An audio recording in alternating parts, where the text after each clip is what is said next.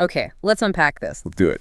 We've got a really fascinating source in front of us today. Yeah, it looks so simple on the surface. It really does. It's a script. It's, designed to teach basic English, and it's called My First Job Interview. Right. Now, for you listening, you want the shortcut to being well-informed. We're not just going to use this as a language lesson. No, not at all. We're treating it like a blueprint.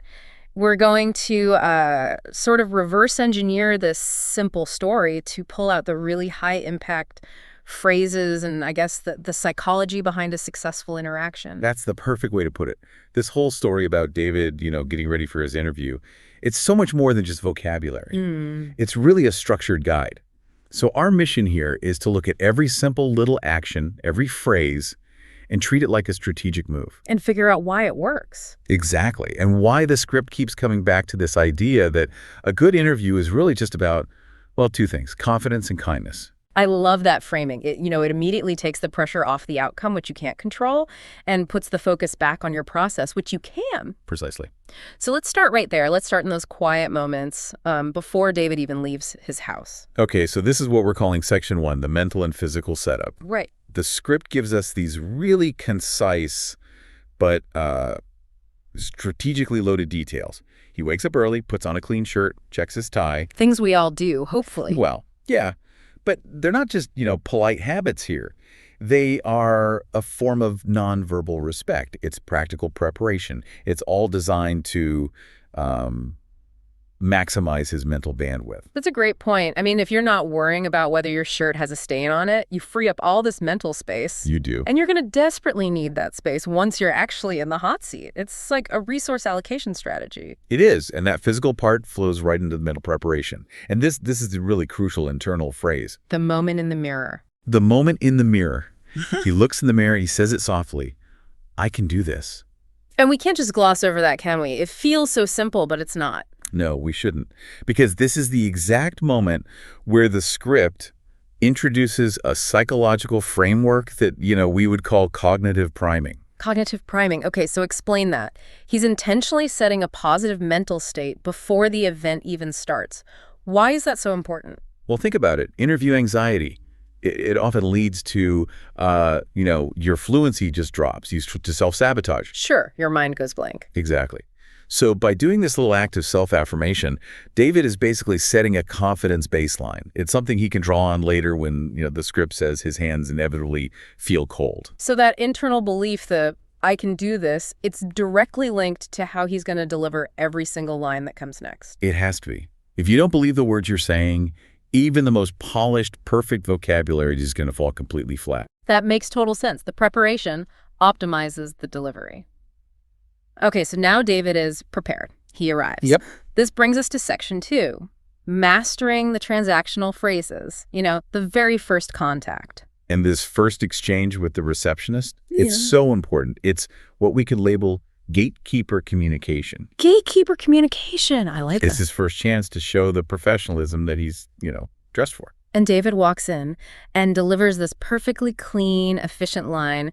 Good morning. I'm here for an interview. Simple. It's polite. It's unambiguous. It tells the receptionist everything she needs to know in, 4 seconds? And her response is just as good. Yeah. It forms a successful transactional script. Please have a seat. They'll call you soon.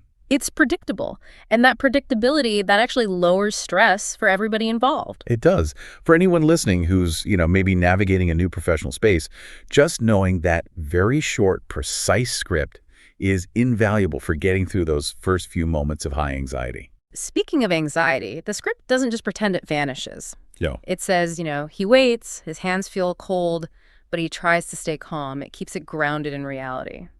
Right. Success isn't about not having nerves. No. It's about being able to execute the script, even when you have them. What's fascinating here is how the source sort of guides him to rely on that prepared script to get through the anxiety. So the interviewer comes out. And we get that immediate verbal handshake. The interviewer says, "Hello, David. Nice to meet you." And David's reply, "Nice to meet you too." A simple, polite phrase, which the script later points out is essential. And that's it. That's the official start. The formal relationship has begun. That simple phrase is the pivot. It signals that, okay, the evaluation is now underway, so they sit down, and we are into section 3. deconstructing the core interview exchange. The heart of the matter. Yes, and the script really boils it down to the two most essential high-stakes questions you're likely to get. And the first one is the one everybody dreads because it's so open-ended. Tell me about yourself. It's a test of self-awareness, of your ability to edit yourself on the fly. And this is where it gets really interesting, because the simplicity of David's answer, it's not a sign of being naive, is it? It's a masterstroke. It's completely strategic. We'd call it minimalist communication. Right. He doesn't just, wander through his entire resume or life story. No, he delivers 3 core traits. Yeah. I'm hardworking and friendly. I like learning new things. That structure, that feels intentional. Oh, it is. We can analyze it using the rule of 3. 3 points are memorable, they're impactful, and they just feel complete without being, boring. And he picks 3 universally good traits. Exactly. Competence, he's hardworking. Social fit, he's friendly. And intellectual curiosity, he likes learning new things. It's brilliant. He's not talking about his hobbies. He's sketching out a profile of the ideal new hire. In the shortest way possible. Which creates what you'd call cognitive fluency for the interviewer, right? They can absorb it easily, quickly. It reduces their mental workload. Absolutely. If you go on a 5-minute monologue, the interviewer starts editing you down in their head and, well, usually not in a good way. Okay, so this simplicity is designed to reduce friction. So the second question, it pivots from who you are to why you're here. Yes. The interviewer asks, why do you want this job? And the script notes that David pauses, which is a key detail. It's okay to take a beat. It shows you're thoughtful. And then he gives this fantastic high-utility answer. I'm excited about this opportunity. I want to grow and learn more. The power in that sentence is just immense. It shows ambition without sounding demanding. It shows enthusiasm without, overdoing it. And that phrase, I'm excited about this opportunity, that feels like a perfect example of what you might call effective language. Language that shows emotion.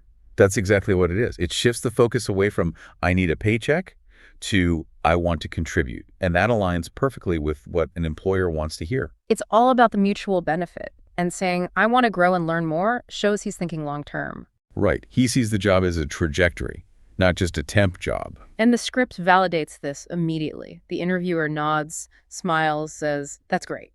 And that's not just filler dialogue.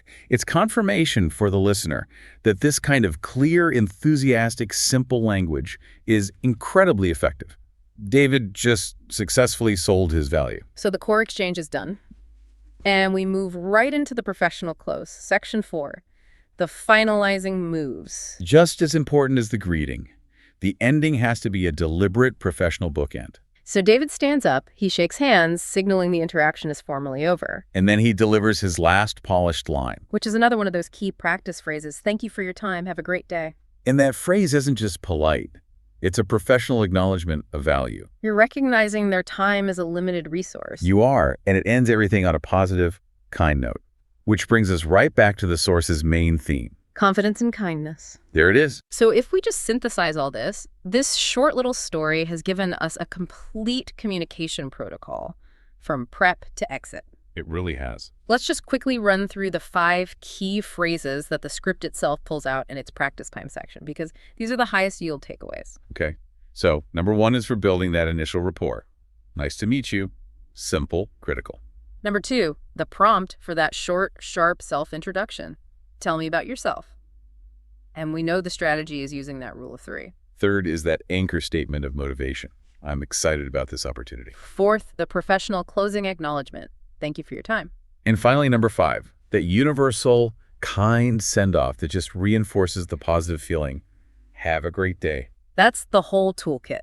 But as we kind of hinted at, the most profound part of this whole script isn't really about getting the job. No, it's about how David feels when he leaves. He feels proud. And the reason why is so important. The script says, even if he doesn't get the job, he knows he spoke English with confidence. And that is a powerful redefinition of what success is. It completely is. It's all about the quality of your process, the things you can actually control, your prep, your delivery, your confidence, not the outcome, which is, unpredictable. So what does this all mean? We've just analyzed a beginner's script and pulled out a really comprehensive, high-level communication blueprint. Yeah? We went way beyond just being polite and started to understand the strategy behind cognitive priming, minimalist communication, the rule of 3. And effective language. all to maximize your impact in a really stressful situation. So if we connect this to the bigger picture. Well, the bigger picture is that genuine professional confidence, it's not something you're born with. It's a manufactured state. It's built on preparation and, crucially, that intentional internal belief.